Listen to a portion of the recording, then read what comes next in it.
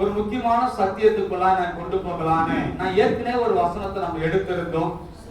சோதனைக்கு உட்படாதபடிக்கு விழித்திருந்து எப்படி ஜெபிக்கலாம், அந்த காரியத்தை எடுக்கலாம் தான் நினைச்சேன். ஆனா ஆவியானவர் கொஞ்சம் மாத்தி விட்டுட்டாரு. அத இன்னொரு வாரம் எடுக்கிறேன். இதே ஜெபத்தை குறித்ததான ஒரு காரியத்தை எடுக்கும்படியா கர்த்தர் என்னை ஏவுகிறார். அல்லேலூயா. எல்லா பைபிள் தான் கேட்பா, பைபிள் எடுங்க. பைபிள் பக்கத்துல வச்சு காலேஜ் வந்துக்கிறீங்க. பைபிள் புரியுங்க, எல்லாம் பைபிள் புரியுங்க பாடா சஜான், பைபிள் புரிய அதையா கையில வச்சு நான் பாடம் சொல்றேன். பெரிய பாடம். சரி, பைபிள் எடுத்து தூக்கி காட்டுங்க.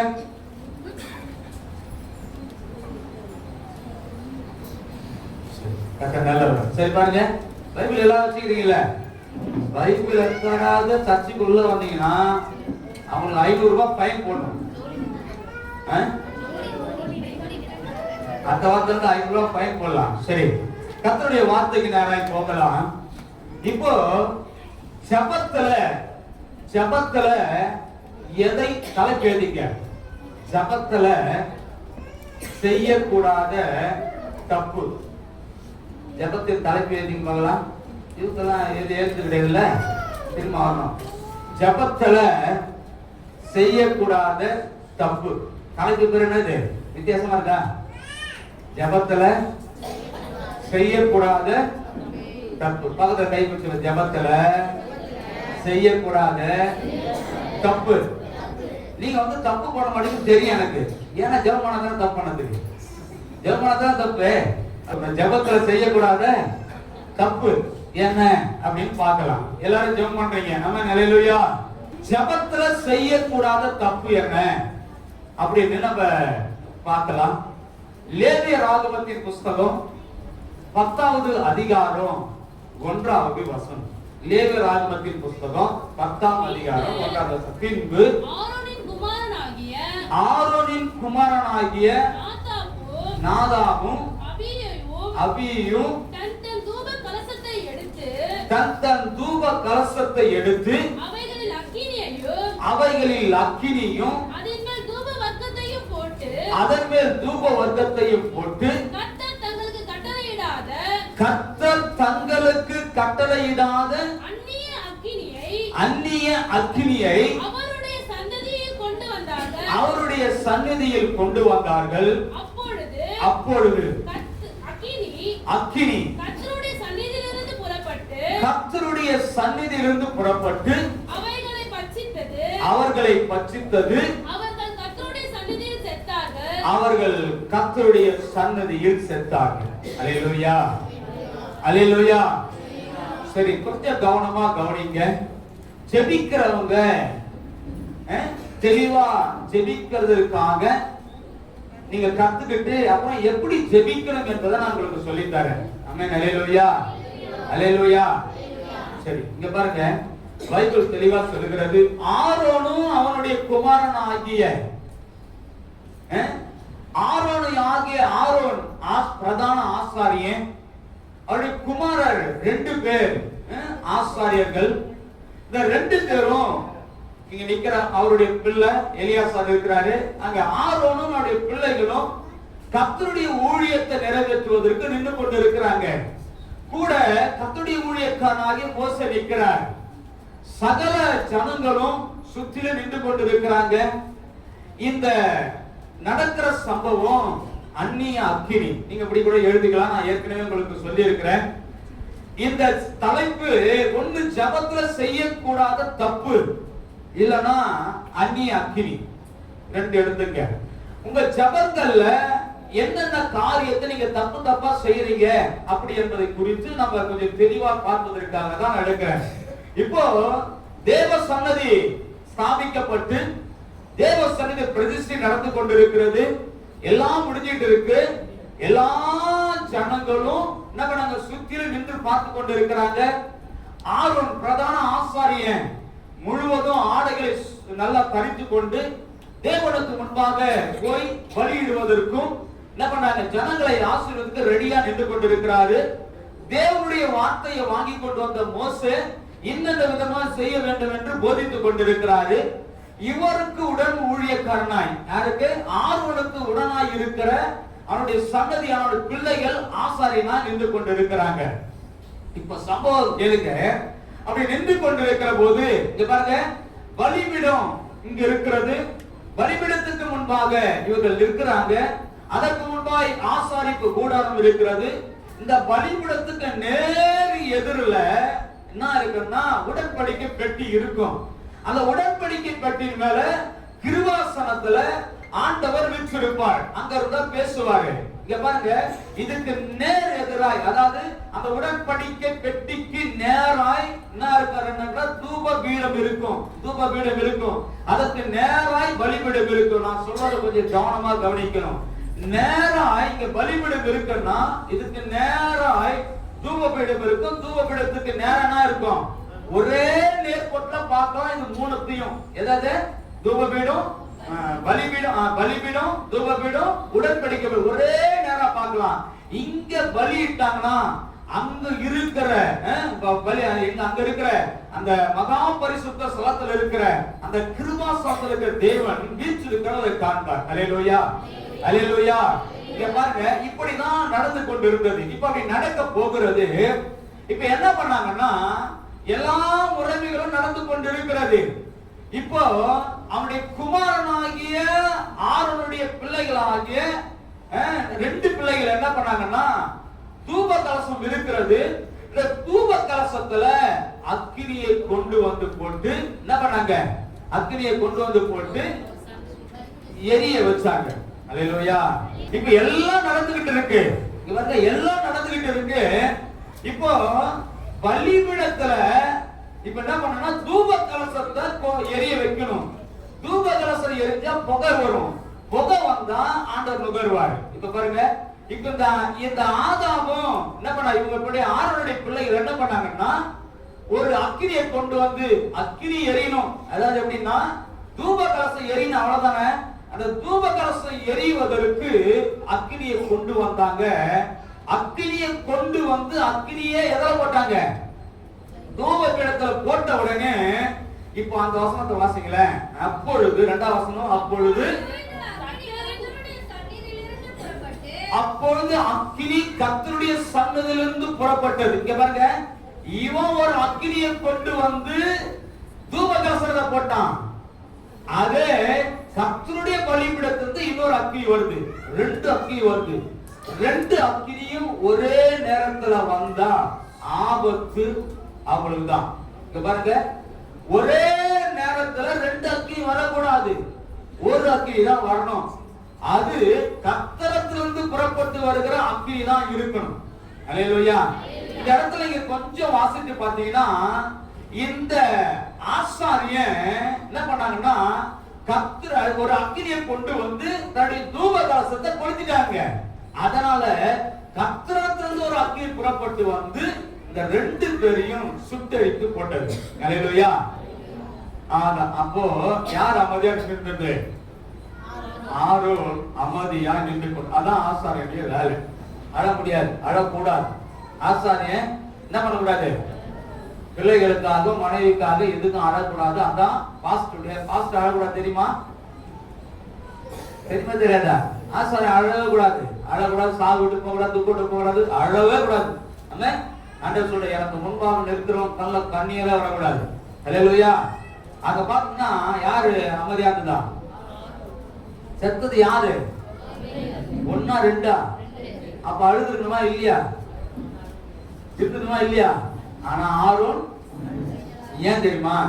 அர்ப்பணிச்சவன், கர்த்தருக்காக என்னை அர்ப்பணிச்சேன், கர்த்தர் என்னை தேர்ந்தெடுத்தார், எனக்கு கொடுத்த நியாயங்களை நான் மரிக்கிற வரையில் அதை கரெக்டா கடைபிடிப்பேன்னு ஆரோன் என்னார்.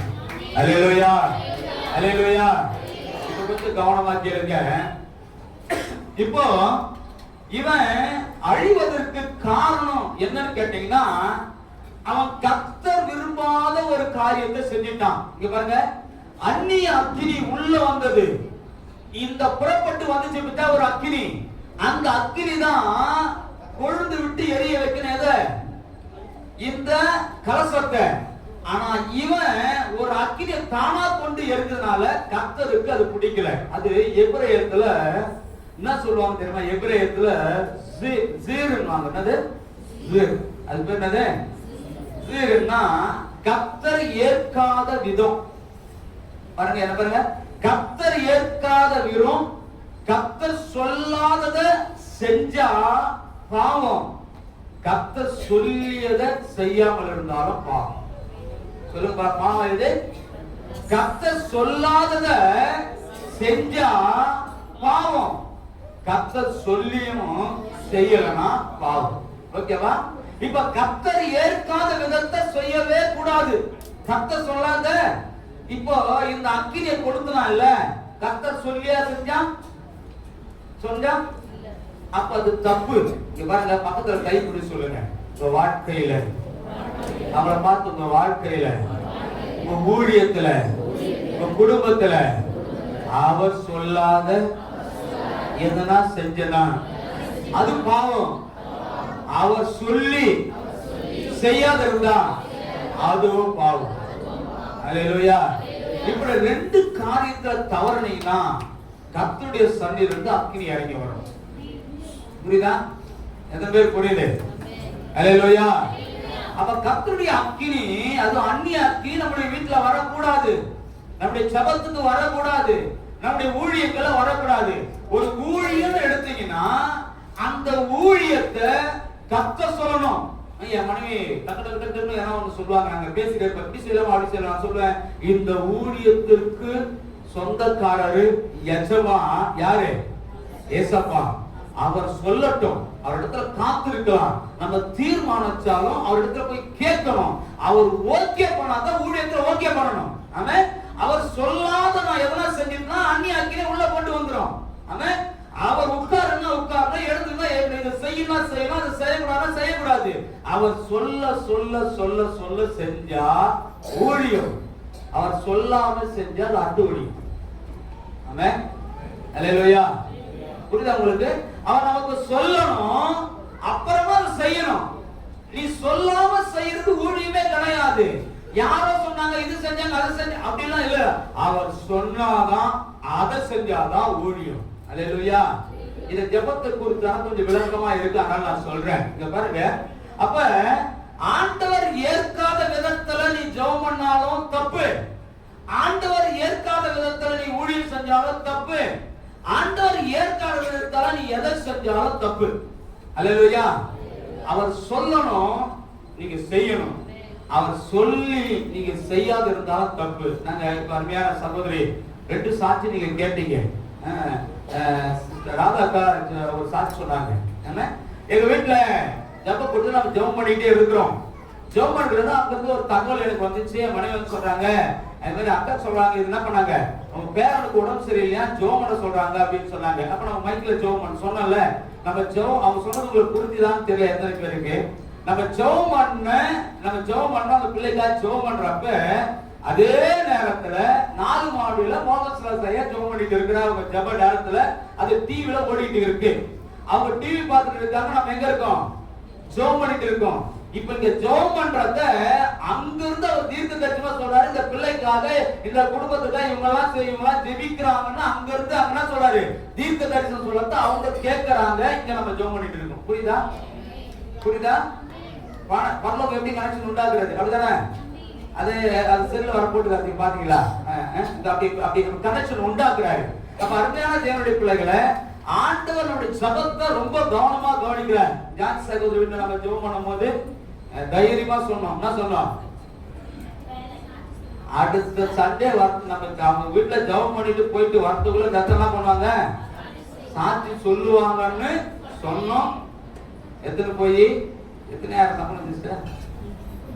19,000. சரி, 19,000 அழகா என்ன பண்ணாங்க, காலையில இருந்து சாயங்காலம் வரலாம் போயிடுங்க. அதுக்கு மாதிரி இருந்தா கை பிடிச்ச எல்லாம் தெரிவிப்பாங்க. சண்டே கண்டிப்பா வேலைக்கு வாங்க. 4 சண்டே உங்களுக்கு லீவு, கவர்மெண்ட் லீவ் வந்தா லீவுன்னு சொல்லிட்டு 19,000 சம்பளத்தோட கந்த கையை கட்டி கந்தலாம். அல்லேலூயா, அல்லேலூயா. புரியுதா உங்களுக்கு? அப்ப அருமையான தேவனுடைய பிள்ளைகளை ஏன் இப்படிப்பட்ட காரியங்கள் கர்த்தர் நமக்கு வாங்கி செய்யறாங்க பாருங்கன்னா, இங்க நிக்கிற இந்த ஊழியக்காரன் அவனா ஒரு காரியத்தை பண்ணினது தப்பு. இந்த பாருங்க, நீங்க எடுக்கிற முடிவு, நீங்க எல்லா யோசனையும் அவர் இடத்துல கேட்காம எந்த காரியத்தையும் செய்யாதீங்க. எந்த காரியத்தையும் மாத்தாதீங்க, எந்த காரியத்தையும் பேசாதீங்க. எதுவா இருந்தாலும் அவரிடத்துல போய் விசாரிச்சு அவரிடத்துல கேட்டு அவர் சொல்ல சொல்ல சொல்ல சொல்ல நீங்க செய்ய ஆரம்பிக்கணும். அல்லேலூயா சொல்லுங்க பாக்கலாம். அல்லேலூயா சொல்லுங்க. என்ன பண்ணணும்? அவர் சொல்ல சொல்ல நீங்க செய்ய ஆரம்பிக்கணும். இங்க பாருங்க, இந்த நாதாபம் அவங்க என்ன பண்ணாங்கன்னா, இவங்களா ஒரு அக்கினியை கொண்டு வந்து கொடுத்து, சரி இந்த தூப கலசத்தை எப்படி விடணும்? இப்போ ரெண்டாவது கேளுங்க, தூப கலசத்துக்கும் நம்ம ஜபத்துக்கும் சம்பந்தம் உண்டு. தூப கலசம் பழைய ஏற்பாட்டு காலத்துல எப்படி ஆண்டவர் ஜனங்களை ஆசீர்வதித்தாரு, புதிய ஏற்பாட்டுல கர்த்தர் எப்படி ஆசீர்வதிப்பார் என்பதை நான் பிரிச்சு காட்ட விரும்புகிறேன். பழைய ஏற்பாட்டுல ஆண்டவருடைய ஊழியக்காரன் தூப வர்க்கத்தை எடுத்துக்கொண்டு போய் அதுல தூப அந்த கலசத்தை பிடித்துக் கொண்டு அதுல தூப வர்க்கம் போட்டு நெருப்ப போட்ட உடனே புகை எழும்ப ஆரம்பிக்கும். அந்த புகைய என்ன பண்ணுவாருன்னா ஆண்டவர் நுகர்ந்து ஜனங்களை ஆசீர்வதிச்சுவார். இப்ப பாருங்க எப்படி ஆசீர்வதிச்சு சொல்லுங்க. தூப வர்க்கம் எப்படி பண்ணோம்? தூப கலசத்தை வைக்கணும். அதுல என்ன பண்ணோம்? இதுதான் புரியுதா? தூப கலசத்தை வைக்கணும். அதுல என்ன பண்ணோம்? தூப வர்க்கம் போன வாயில எல்லாம் திறக்குவாங்களா? தூப வர்க்கம். இப்ப திரும்ப கேட்கிறேன், இப்ப தூப கலசம் கையில இருக்கும், என்ன பண்ணோம்? என்ன சத்தமா? தூப வர்க்கம் போட்ட உடனே இப்ப அக்கினி போட்ட உடனே புகை எழுப்பும். அதை நுகர்ந்து தேவன் ஜனங்களை ஆசீர்வதிப்பார். இப்ப இதை எடுத்துட்டு தூப கலசத்தை எடுத்துட்டாரு, கண்டத்தை மாத்திட்டாரு. ஆனா ஒரு காரியத்தை மாத்தல. கொஞ்சம் கவனமா, ஜெபத்துக்கு ஏன் பதில் கிடைக்கல? நீங்க ஜெபிச்ச உடனே அதுக்கு ஆப்போசிட்டா நடக்குதா? நீங்க ஒண்ணு ஜெபிப்பீங்க, ஆசீர்வதிங்க ஆண்டவரே சொன்னா ஆப்போசிட்டா நடக்கும். ஆமென். அல்லேலூயா. புரியுதா உங்களுக்கு? ஏன் இப்படி நடக்குது அப்படின்னா அந்த ஜெபத்துல அந்நிய அக்கினி உள்ள வருதுன்னு அர்த்தம். அல்லேலூயா சொல்லுங்க. அல்லேலூயா. ஆமென். அல்லேலூயா. சரி, சத்தமா சொல்லுங்க. அல்லேலூயா. சரி, எப்படி இவங்க இந்த அக்கினியை கொடுக்கணும் அப்படின்னு ஒரு வசனத்தை வாசிக்கலாம். யாத்திரையாகமத்தின் புத்தகம் 30ஆம் அதிகாரம் 9வது வசனம். அதின்மேல் அந்நிய தூபத்தை ஆகிலும் தகன பலியாகிலும் போஜன பலியாகியும் படைக்க வேண்டாம். போதும். பாருங்க, இப்ப ஆண்டவர் சொல்றாரு, இந்த தூப வர்க்கம் இருக்குது இல்ல, இதுல அந்நியத ஒண்ணுமே படைக்கூடாது. இதுல என்ன பண்ண? அந்நிய அக்கினியும் அந்நிய தூபமும் அந்நிய எதையும் கொண்டு வரக்கூடாது.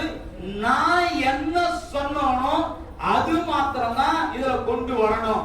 அருமையான தேவனுடைய பிள்ளைகளே, உங்களுடைய ஊழியத்துல, ஜபத்துல, உங்க ஃபேமிலில எல்லாத்துலயும் அந்நியதை கொண்டு வரக்கூடாது. அவர் என்ன சொன்னார் அப்படிதான் செய்யணும்னா அப்படிதான் செய்யணும். ஒரு ரூல்ஸ், அந்த ரூல்ஸ் அண்ட் ரெகுலேஷன் அப்படி இருக்கணும். சபைன்னா அப்படிதான் இருக்கணும், குடும்பம்னா அப்படிதான் இருக்கணும், ஜபம்னா அப்படிதான் இருக்கணும், வேத வாசிப்புன்னா அப்படிதான் இருக்கணும். அந்த ரூல்ஸ் அண்ட் ரெகுலேஷனை மாறவே கூடாது. அல்லேலூயா. இப்ப ஆண்டவர் ஒரு சட்டம் போடுறார். ஒருவனுக்கு ஒருத்தி ஒருத்திக்கு ஒருத்தனும் எப்படி வச்சுங்க. ஆமா, அப்படித்தானே? ஒரு ஒரு மனைவி ரெண்டு மூணு புருஷன் கட்டிக்கலாமா? கட்டிக்கலாமா? நீங்க சும்மா இருக்கிறத பார்த்தா எனக்கு பயமாகுது. சொல்ல, கட்டிக்கலாமா? கட்ட முடியாது. ஒரு புருஷன் 2-3 மனைவி கட்டிக்கலாமா? இதுதான் தலையாட்டுது பாருங்க. இன்னும் ஆசை இருக்குன்னு நினைக்கிறேன். எப்படி பாருங்க, எதுனா கட்டிக்கலாமா? கட்ட முடியாது. ஏன்னா நமக்கு பைபிள்ல ஒரு நியமம் வைக்கப்பட்டிருக்கிறது. இப்படிதான் வைக்கப்படாது, மீற செய்யக்கூடாது. இப்ப அதே போலதான் ஜபத்திற்கும் ஒரு நியமம் வைக்கப்பட்டிருக்கு. இது மீறி ஜெபிச்சீங்கன்னா அந்நிய அக்கினி உள்ள வரும். சிலருக்குலாம் ஜெபிக்கவே தெரியல, எப்படி ஜெபிக்கிறாங்கன்னு தெரியல. கேட்டாருன்னா எடுத்து 4 வசனம் என்ன பண்ண 56 வசனம் சொல்லி 5 ஹவர்ல ஜெபிச்சு முடிக்குது. அல்லேலூயா. அப்படி ஜெபிக்கிறது ஜபம் இல்ல. ஜபத்துக்கென ஒரு நியமத்தை வச்சிருக்கிறார். அல்லேலூயா. ஒரு நியமத்தை வச்சிருக்கிறார். சரி, இப்ப நம்ம பார்க்கலாம். பாருங்க, அப்ப அந்நிய அக்கினிய கொண்டு வரக்கூடாது. உங்க ஜபமா இருக்கட்டும், உபவாசமா இருக்கட்டும், இல்ல எதுவா இருந்தாலும் வேதத்தின்படி மட்டும்தான் நீங்க கொண்டு வரணும். நீங்க நினைக்கிறத கொண்டு வரக்கூடாது. ஆமென் சொல்லுங்க. அல்லேலூயா. அல்லேலூயா. சரி, இப்ப எப்படி போடணும்னு சொன்னா ஆண்டவர் சொன்னாரு, இங்க பாருங்க, கை நிறைய என்ன பண்ணோம், தூப பீடத்தை எடுத்து இப்படி எல்லாம் பண்ணி தூப கலசத்துல தூபம் போட்டாச்சு. இப்ப அக்கினி எப்படி கொண்டு வர வேண்டும் என்று தெளிவா சொல்லி வாசிமா. கர்த்தருடைய சந்நிதியில் இருக்கும் பலிபீடத்தின் மேலுள்ள நெருப்பு தலை, அந்த நெருப்பு கட்டையினால தூப கலசத்தை நிரப்பி பொடியாக்கப்பட்ட தூப வர்க்கத்தில கைப்பிடி நிறைய எடுத்து கொண்டு வந்து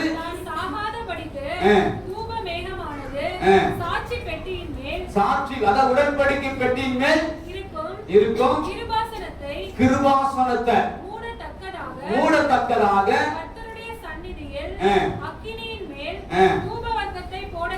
கர்த்தருடைய தூப வர்க்கத்தை போடணும். இங்க பாருங்க, நான் தெளிவா சொல்றேன். இப்ப என்ன பண்ணா, தூப கலசத்தை எடுத்துக்கிட்டோம்.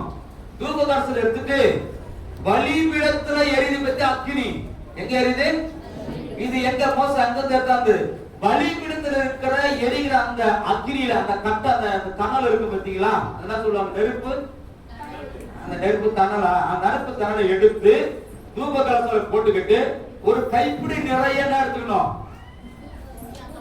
பொடியாக்கப்பட்ட தூப வர்க்கத்தை எடுத்துட்டு நேரா போய் திரைக்கு அந்த புறத்துல இருக்கிற சாட்சி கூடாரத்துக்கு முன்பாக நின்று என்ன பண்ணணும், அந்த புகையை போட்டா அந்த கிருபாசனம் மூடுற அளவுக்கு அந்த புகை அப்படியே எழும்பி போன உடனே கிருபாசனத்துல நிற்கிறவ அந்த சுகந்த வாசனையா நுகர்ந்து ஜனங்களை ஆசீர்வதிச்சுட்டாங்க.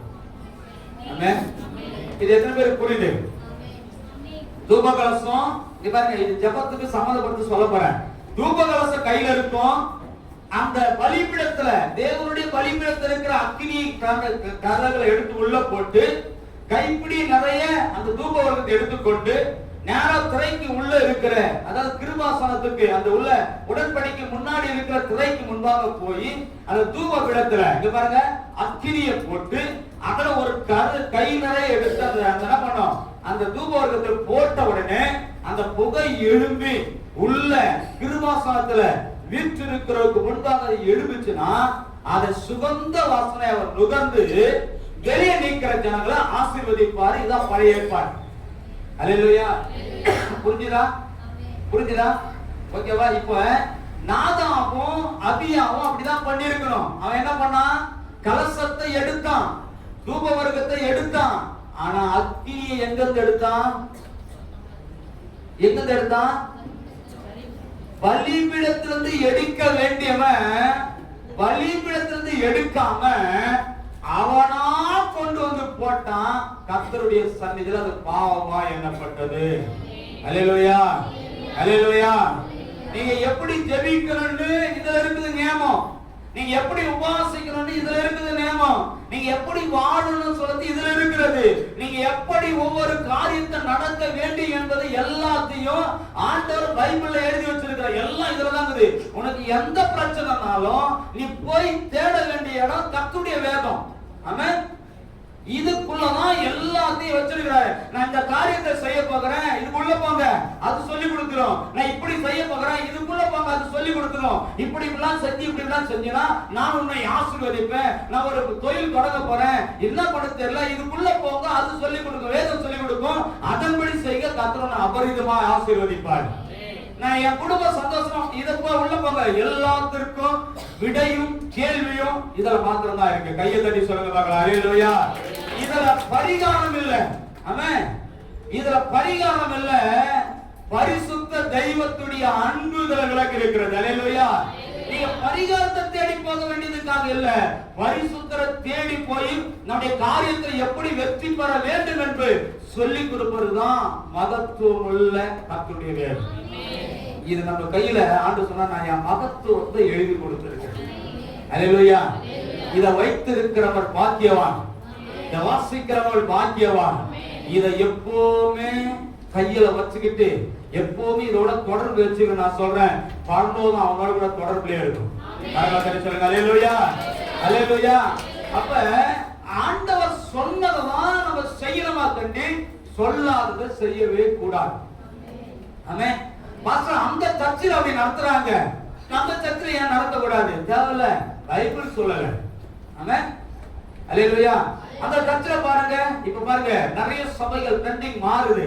வா இங்க பாருப்பா தம்பிகளா, உட்கார்ந்து வசனத்தை கேட்டு அப்படியே தன்னை ஒப்பு கொடுக்கிறது. நல்லா ஆராதனை வந்துச்சா, அடா எங்க பாஸ்டர் போய் அடிச்சாரு பாரு, கத்தி எடுத்து அடக்காத போற அப்படி. அது ஜனங்களுக்கு எப்படி இருக்காரு? ஒரு கூட்டத்துக்கு போன உடனே 108 லைட் ஏறி இந்த பக்கம் கலர் கலரா அடிக்கும், இங்க அடிக்கும், மூஞ்சில அடிக்கும், என்ன பண்ணும்? அப்படி அடிக்கும். அப்படி என்ன பண்ணும்? பயங்கர அப்படியே டான்ஸ் பாட்டு அப்படியே பயங்கரமா அந்த இடமே எப்படிதான் இருக்கும்?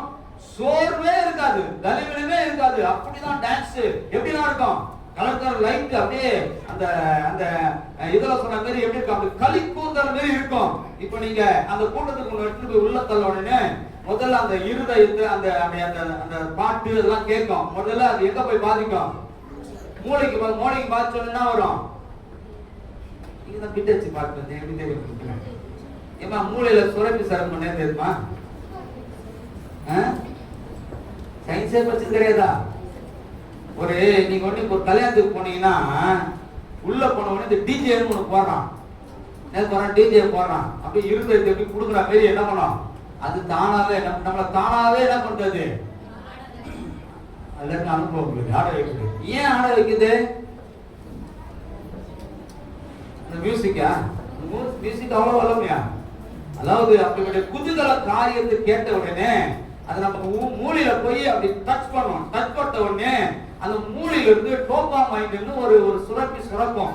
அந்த டோபாமைன் சுரந்த உடனே ஆட்டோமேட்டிக்கா கையை காலம் ஆட ஆரம்பிக்கும். ஏன் வச்சுக்கிறேமா?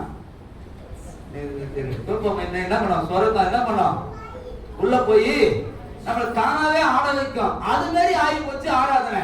அது இல்ல ஆராதனை, அது இல்ல ஆராதனை. ஆராதனை தெய்வத்தை பார்த்து ஆராதிக்கிறது ஆராதனை. அல்லேலூயா. நீங்க ஆராதிக்கிறதோ ஜெபிக்கிறதோ ஊழியம் செய்கிறதோ அதுல தேவன் மகிமைப்படணுமா காட்டி நீ என்ன மகிமைப்படக்கூடாது. ஆக தேவனுடைய ஆராதித்து முடிச்ச நம்ம பலவீனப்பட்டாலும் பரவாயில்ல, ஆனா தேவன் மகிமைப்பட்டவரா இருக்கணும். அல்லேலூயா. அதுதான் ஆராதனை. ஆமென் சொல்லுங்க. பிஜே சபை சன்னதியா இப்படிதான் வரணும். ஆமென். அல்லேலூயா. மாத்தவே கூடாது. தேவ சத்தியத்துல மாத்தத்தான் நம்ம சபையினுடைய அடித்தளமான வார்த்தையே அவர் பெருகணும். நாம் அப்படி கை வச்சு காட்டுங்க. ஏசப்பா நீங்க பெருகணும், நாங்க சிறுகணும்.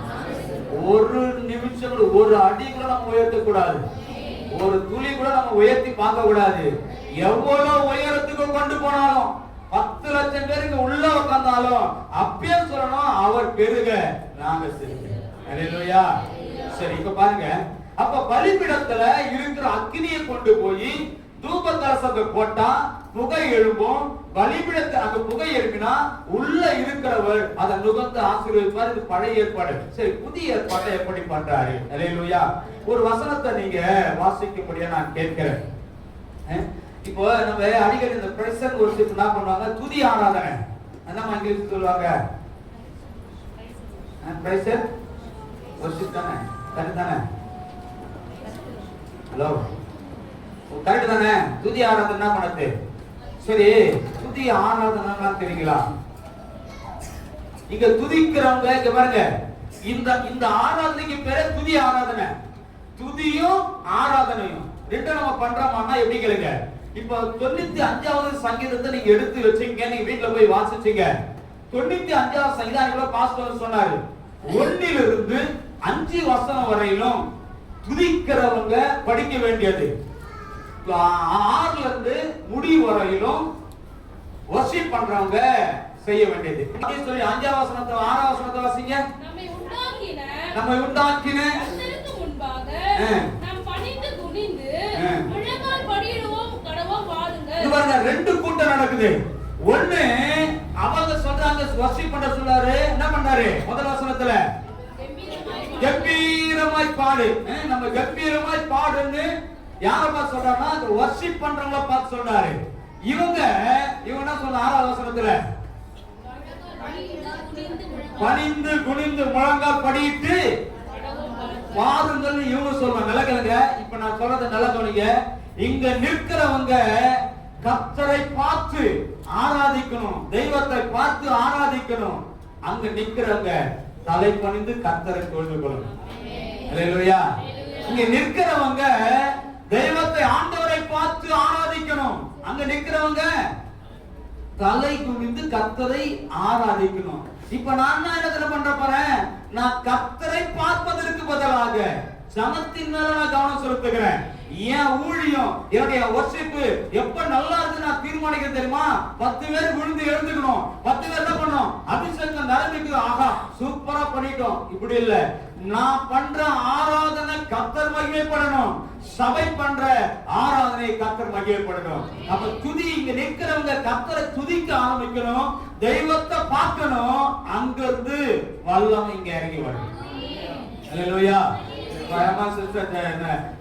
என்ன பண்ணாங்க? சாட்சி சொன்னாங்க, நான் என்ன நினைச்சனோ, எனக்கு என்ன ஆண்டவர் பேசினாரோ, அப்ப இங்க இருக்கு பாஸ்டமா வொர்ஷிப் பண்ணும்போது அது அப்படியே பேசினாரு. அப்ப 2 பெரிய நடத்துனது யார்தான்? நல்ல ஒரு கையை தட்டி சொல்லுவாங்க. அல்லேலூயா, அல்லேலூயா. இங்க பாருங்க அருமையான தேவனுடைய பிள்ளைகளே, இது ஆண்டவர் சொல்றாரு, இந்த ஜனம் உதட்டினாலே பாடி, உதட்டினாலே என்ன துதிக்குது, ஆனா இருதயம் தூர். அப்போ இருதயமும் உதடும் ஒண்ணா இருந்தாதான் அது ஆராதனை. அல்லேலூயா. கண்ணை தட்டுதா, அது தட்டுது ஆராதனை இல்ல. அப்படி கட்டிட்டு அது ஆராதனை கிடையாது.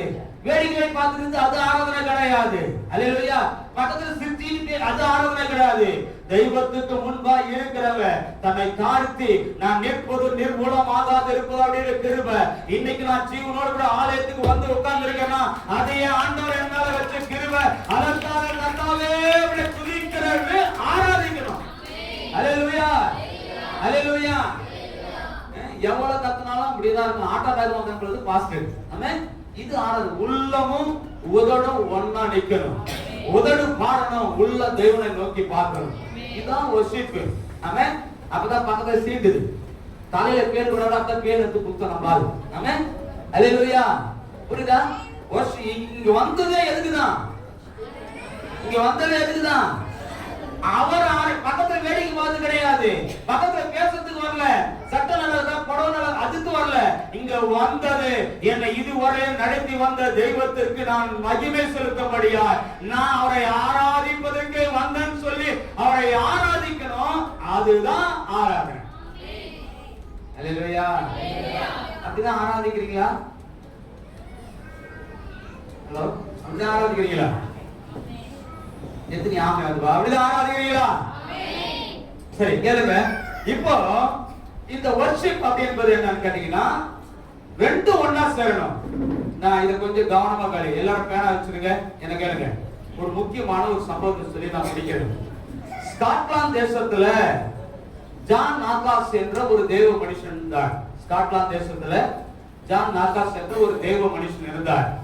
அவர் பயங்கரமான ஜெப வீரர், முழங்கால நின்று ஜெபிக்கிற ஒரு ஜெப வீரர். அவர் எப்ப பார்த்தாலும் ஜெபிச்சுட்டே இருப்பாரு.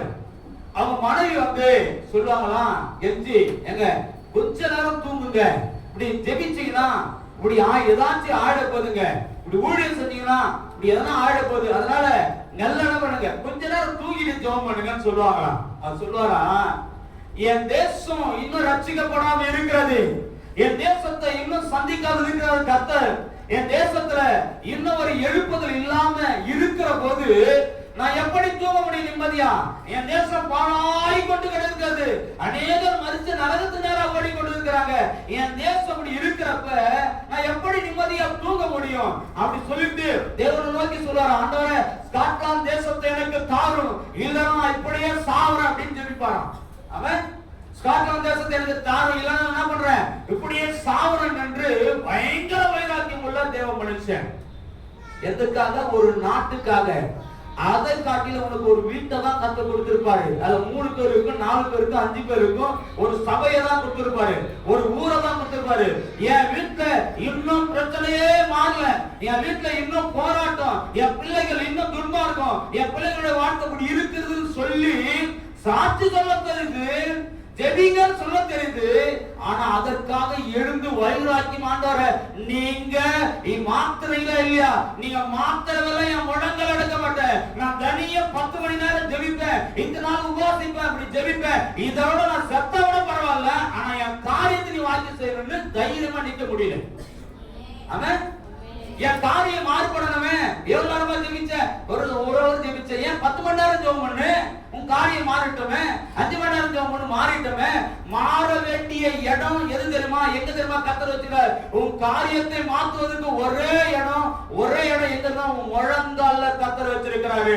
தெய்வத்துக்கு முன்பாக முழங்கால் படியிட்டு அவரிடத்துல நீங்க போராடினா அது எதுவா இருந்தாலும் கர்த்தரால் செய்ய முடியும்.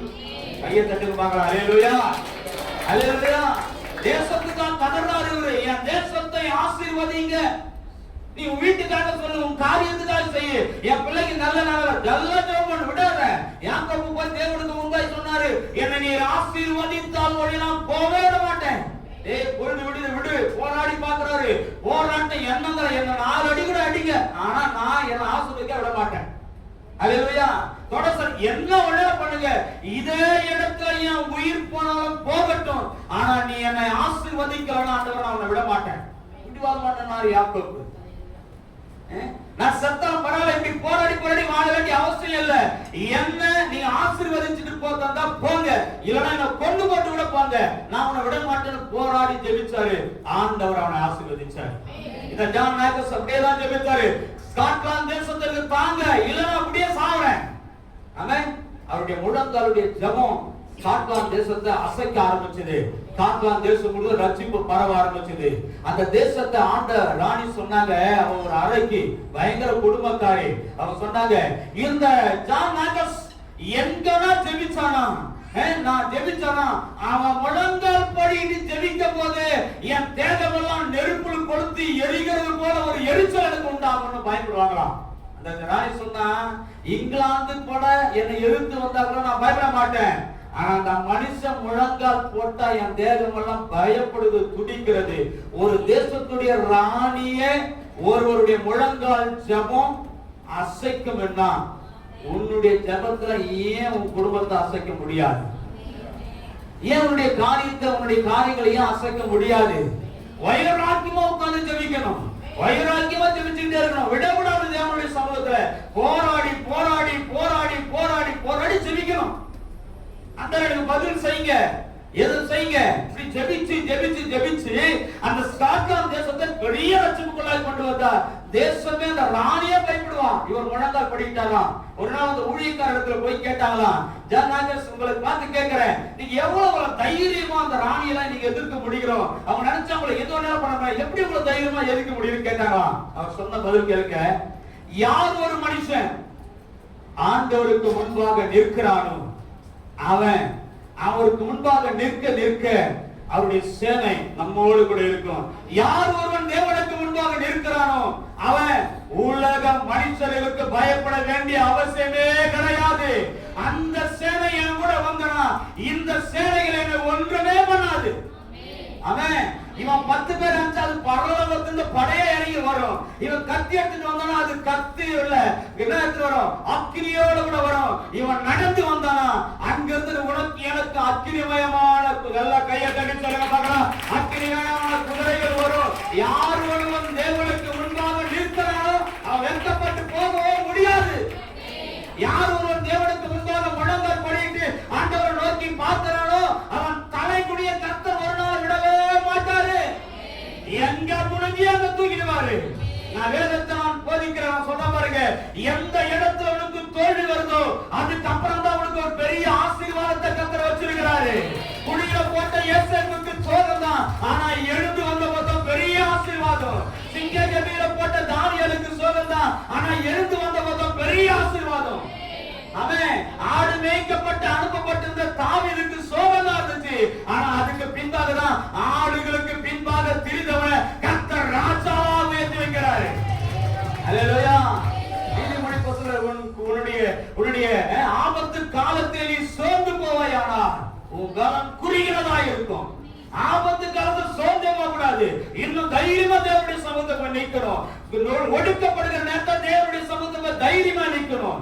எப்பெல்லாம் நீங்க அடிக்கப்படும் நொடுக்கப்படும் அப்பெல்லாம் தேவனுடைய சமூகத்தில் போய் ஆண்டவரே எனக்கு விடுதலை செய்யும் தைரியமா ஜெபிக்கணும், மணிக்கணக்கா ஜெபிக்கணும், விடக்கூடாது தேவனுடைய சமூகத்துல. ஆமென். ஜான் மேக்ஸ்வெல் ஜெபிச்சாரு, ஏன் வாழ்க்கையில ஒரு மாற்றம் இல்ல? நான் போராடி போராடி போராடி பார்க்கிறேன் பாஸ்டர், இன்னும் என் வீட்டுல விடுதலை இல்ல, என் பிள்ளை மாறல, என் கணவன் மாறல, என் மனைவி மாறல, மாறவே மாட்டாங்க. நீ மாற வரையும் உன் முழங்கால் தேவனுக்கு முன்பாக நின்று இவரை போல நீங்க கத்தி கதறி விடாம ஜெபிங்க, கட்டாயம் கர்த்தர் மாற்றுவார். அல்லேலூயா, அல்லேலூயா.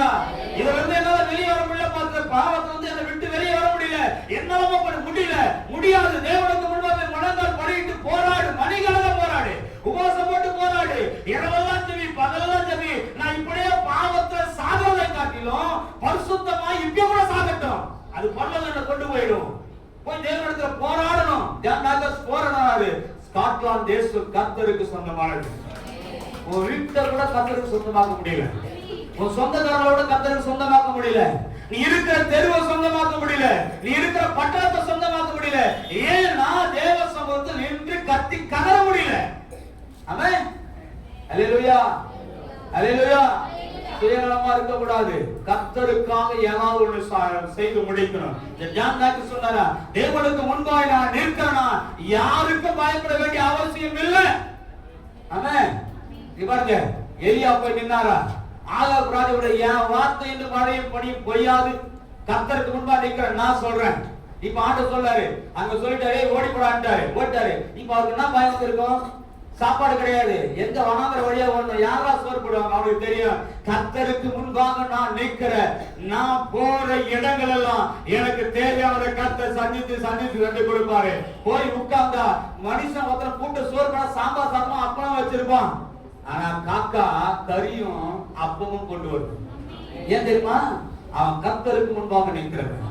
நீ கர்த்தருக்கு முன்பாக நிற்கிறவனா இருந்தா அவன் நீ கேட்கிறது இல்ல, நீ கேளாததையும் கர்த்தர் தருவார். விசுவாசத்திலே கரங்களை அல்லேலூயா, அல்லேலூயா.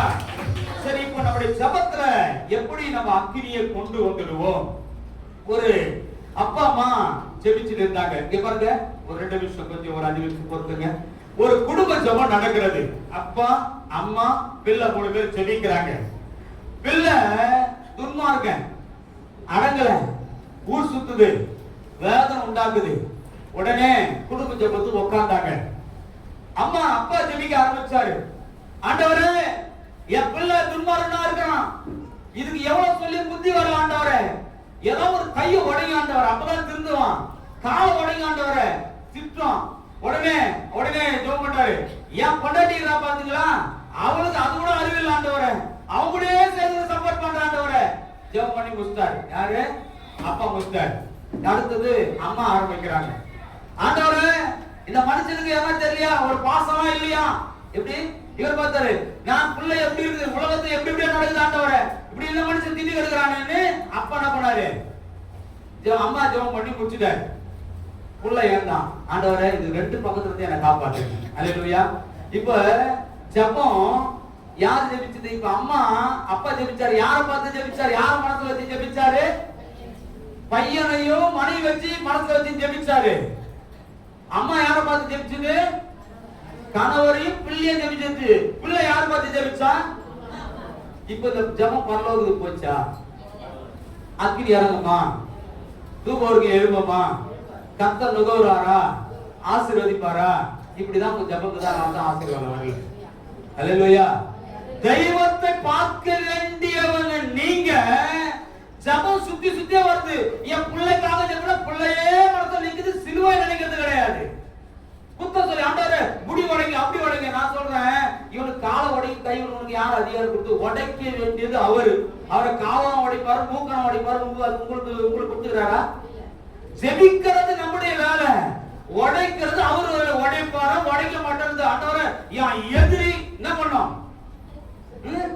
என் எதிரியை நான் நீ படுற பாட நான் பார்க்கணும் ஆண்டவரே. ஜெபம் பண்ணவும் போக முடியாது, நீயும் போக முடியாது. ஹலோ, உன் ஜெபமும் போகாது, நீயும் போக முடியாது. ஆண்டவர் தான் உடைக்கிறதா ஒட்டறதான்னு யாருடைய வேலை? ஆண்டவரே என் கண்ணால பார்க்கணும், ஆண்டவரே என் கண்ணால பார்த்து சொல்ல பாத்தியா அப்படி இதெல்லாம் நினைக்காது. உங்க இருதயத்துல இருந்து கூட நான் வரக்கூடாது.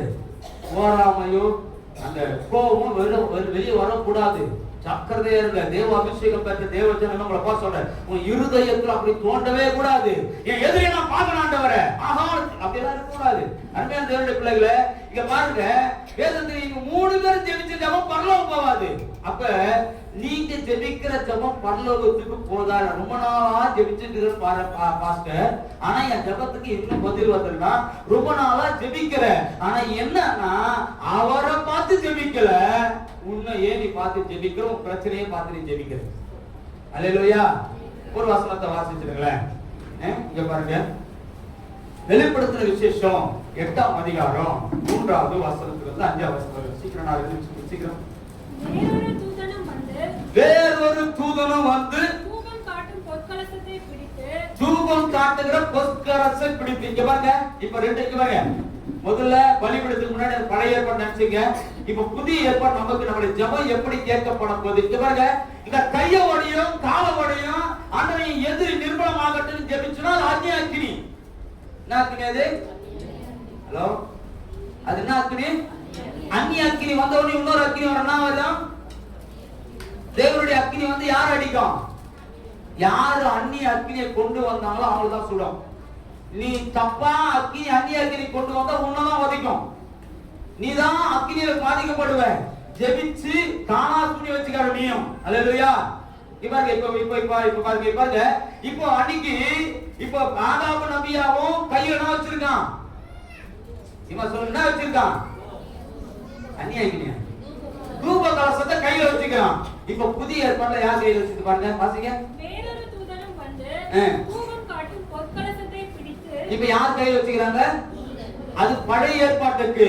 இது புதிய ஏற்பாட்டு உனக்கு எனக்கு. நல்லா கொஞ்சம் கவனம். புதிய ஏற்பாடு உனக்கு எனக்கு. இப்ப யார் கையில வச்சுக்கிறது?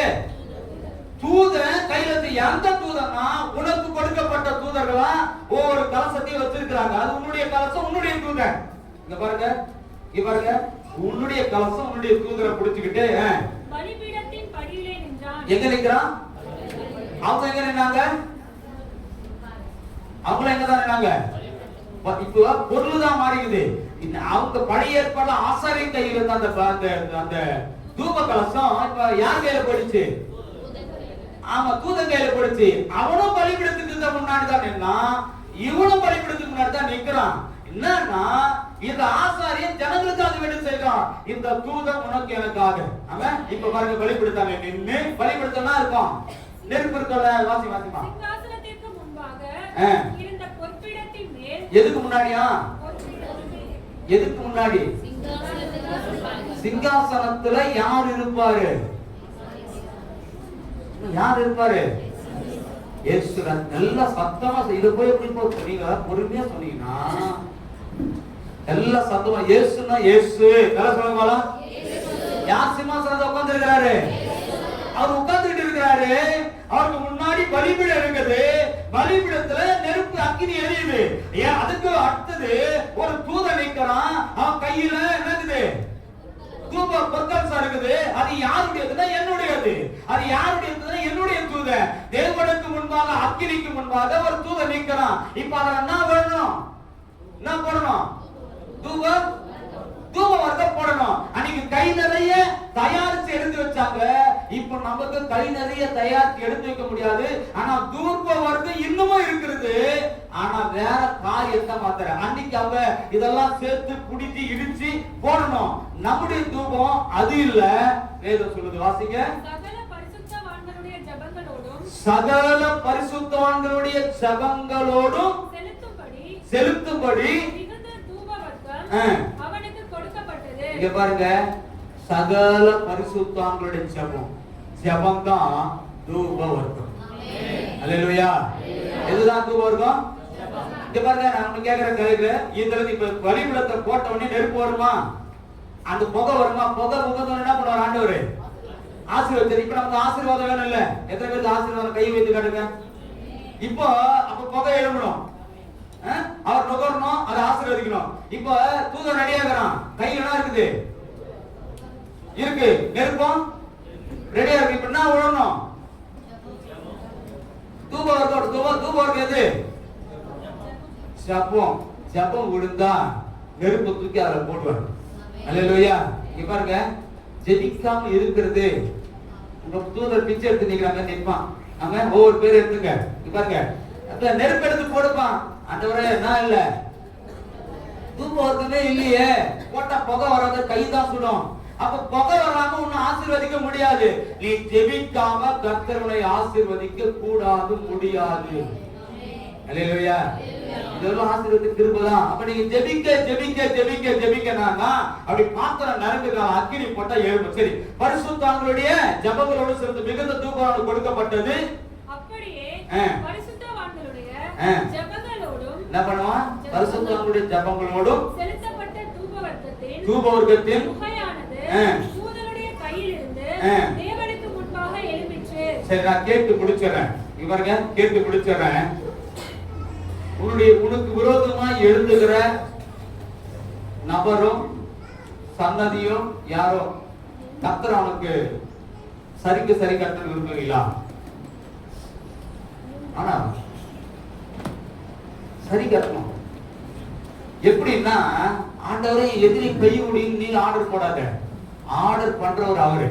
ஆனா நான் ஜெபிக்கும் போது ரெண்டு காரியம் நடக்கணும். நானும் ஆசீர்வதிக்கப்படணும், என்ன துன்பப்படுத்துற காரியம் என் கண்ணு முன்னாடி இல்லாத போகணும். அல்லேலூயா. ரெண்டு பாருங்க, என் தூபவர்க்கம் செலுத்தப்பட்ட உடனே இது ஜெபம் பண்ணு போய் இதை கட்டுறான், அதை கட்டுற, இதை பண்ற, அதை பண்ணு. பாருங்க, தூபவர்க்கம் செலுத்தப்பட்ட தூபம் எழும்புது. எழும்புற உடனே என்ன ஆகுது? என்னை ஆசீர்வதிக்கிறாரு. அடுத்தது ஒரு காரியம் நடந்தது. ஜெபம் தூபவர்க்கம் உள்ள விழுந்துச்சு, அக்கினி வந்த உடனே புகை எழுப்பி வந்து தேவ சமூகத்துல முன்பாக நிற்கிறவருக்கு முன்பாக அது பழிச்சிருக்கிறது. அதை நிபந்து நம்மை கர்த்தர் ஆசீர்வதித்தாரு. அடுத்த வசனம் சொல்லுது, பின்பு எந்த தூதன் தூப கலசம் பிடிச்சது? அதே தூதன் தூதன் எந்த தூப கலசம்? முதல்ல வெறுமையா இருந்த தூப கலசம் ஜபம் நிரம்பின தூப கலசத்தை கையில வச்சிருக்கிறாரு. வச்சிருக்கிட்டு எந்த நெருப்பு? பலிபீடத்திற்கு நெருப்புல போட்டு எங்க கொட்டினானா? பூமியில கொட்டின உடனே வந்துச்சா சத்தங்களும் இடி முழக்கங்களும் மின்னல்களும் பூமி அதிர்ச்சியும் உண்டாயிற்று. பாருங்க, பலிபீடத்தில் இருக்கிற உன் ஜபத்தை எடுத்து உன் எதிரி மலை கொட்டனா, அங்க பூமி அதிர்ச்சியும் மின்னல்களும் எல்லா கொந்தளிப்பும் உண்டாகும். ஜெபிக்க வேண்டியது உன் வேலை, கொட்ட வேண்டியது அவருடைய வேலை. நீ கொட்டினா அவர் கொட்ட முடியாது. நீ தூப வர்க்கத்தை செலுத்திக்கிட்டே இரு, அது நிரம்பிக்கிட்டே இருக்கும். கட்டாயமா தூபம் எடுத்து கொட்டிதான் ஆகணும். நிரப்பிக்கிட்டே இருக்கணும், நிரப்பிக்கிட்டே இருக்கணும். நீ புடவை வச்சது அப்படியேதான் இருக்கும். நிரப்ப நிரப்ப நிரப்ப நிரப்ப நிரப்ப சும்மா இல்ல. பலிபீடத்திற்கு நெருப்பை எடுத்து எடுத்து கொட்டுவோம் பாருங்க. அது உன் எதிரியா இருக்கட்டும், சத்ருவா இருக்கட்டும், எந்த காரியமா இருக்கும், கட்டாயமா அந்த இடத்துல ஒரு தத்தளிப்பும் இடியும் மின்னலும் கட்டாயம் உண்டாகணும்னா நீ சத்துருக்கு முன்பாக தலை குனிந்தல்ல, தெய்வத்துக்கு முன்பாக தலை நிமிர்ந்து உன்னுடைய தூப பீடத்தை நிரப்பிக்கிட்டே இரு. நீ நிரப்ப நிரப்ப போதை எழுப்பிக்கிட்டே இருக்கும். அவர் நுகர்ந்து உன்னையும் ஆசீர்வதிப்பாரு, உன் சத்துரு மேலே நியாயம் தீர்ப்பார். புரியுது? அல்லேலூயா. அந்நிய அக்கினியை கொண்டு வந்து நீயா பலிபீடத்தை நிரப்பாத. ஆண்டவர் நியாயம் செய்யும் கேட்கற, ஆண்டவர் எதிரியின் வழியை நான் பார்க்கணும் கேட்கற, ஆண்டவர் இப்படி பண்ணதை பார்க்கணும் கேட்கற. அவர் பண்ணுவார். எப்ப பண்ணுவாருன்னா, நீ அவருக்கு முன்பாக நின்று அவருடைய பலிபீடத்துடைய பீடத்தை நிரப்பிக்கிட்டே இருந்தனா பகை எழுப்பிக்கிட்டே இருக்கும், அளவில்லாம எழுப்பிக்கிட்டே இருக்கும். அக்கினி தயல் வந்து அவர் விடுத்துக்கிட்டே இருக்கும். எடுத்து தானா அவர் தான் கொட்டுவார். அவன் கொட்டாது. இவருங்க ஒரு குப்பை குடியில குப்பை கொட்டி வைக்கிறது கொஞ்சம் ஃபுல்லா ஆச்சுன்னா பண்ணுவீங்க, என்ன பண்ணுவீங்க? சேர்த்து அழகாச்சு பீரோல வச்சு போட்டீங்களா? போடுவீங்களா? நீங்களே போடுவீங்கன்னா உன் ஜபமும் கண்ணீரும் அவருடைய சமூகத்துல அப்படியே நிரப்ப நிரப்ப நிரப்ப நிரப்ப என்ன பண்ணுவாரு? அதோட கூட அக்கினியை போட்டு அதை எடுத்து கொட்டுவார் பாருங்க. அப்பதான் அக்கினியும் கந்தகமும் கத்தளிக்க ஆரம்பிக்கும். அல்லேலூயா. இப்ப சொல்லுங்க, பலிபீடங்கள்ல என்ன கொண்டு வரக்கூடாது? அந்நிய அக்கினி எது தெரியுமா? காலோடி கையோடு இதை கொஞ்சம் நியாயத்திற்கு ஆர்டர் போடுறதும் அந்நிய அக்கினி. அல்லேலூயா. பலிபீடத்துல ஜபத்தை தவிர வசூல் பண்ண தெரியுதா? வசூல் பண்ண தெரியுதா? தெரியுதா இல்லையா? எப்படி பண்ணோம்? இங்க ஆராதிச்சாங்க, நீங்க எப்படி பண்ணோம்? தலை குனிந்து ஒரு இது சொன்னார், சாட்சி நாக்குதா ஃபுல்லா தண்ணியாச்சு பாஸ்டர். வேகத்துல போய் போட்டேன், அங்க போனா கோயில் திருவிழா நடக்குது, என் ஃப்ரெண்டு கூட இருந்தான். அதுக்கு ஆடினா பாரு, நம்ம கால் சும்மா இல்ல. அவரு டான்ஸ் மாஸ்டர், உண்மை டான்ஸ் மாஸ்டர். காலை வலிச்சு ஆடினாரு பாருங்க. ஆட்டு வீட்டுக்கு வந்தாரு, காலை வச்சாரு கத்து. இல்லையா? அப்படிதானே? அதுதான் அவர் சொன்ன சாட்சி. நான் அவரை குத்திலாம் கரெக்டான சொன்னாரு, என்கிட்ட சாட்சியா சொன்னாரு. ஆனா சொன்னாரு, அதே கால கத்தருக்கு சரியாகிற இந்த காலில் தான் கத்தருக்கு ஊழியம் செய்ய போறாரு. இல்லையா? அவங்களுக்கு அப்ப பலிபீடத்துல அக்னியை கொட்ட ஆரம்பிங்க, தூப வர்க்கத்தை கொட்டுங்க. அக்னியும் இறங்கும், புகையும் இறங்கும், ஆசீர்வாதம் வரும், நியாயமும் தீர்க்கப்படும். கர்த்தரை ஆசீர்வதிப்பாரா? கண்கள் படி ஜெபிக்கலாம். அன்பின் பரலோக பிதாவே ஸ்தோத்திரம். இந்த ஆசீர்வதிக்கப்பட்ட நேரத்துக்கு நாம் உமக்கு நன்றி செலுத்துகிறோம். இப்படி பரிசுத்தமுள்ள கரத்தில் ஒப்பு கொடுக்கிறப்பா, பிள்ளைகளை ஆசீர்வதித்து பிறகு செய்ய.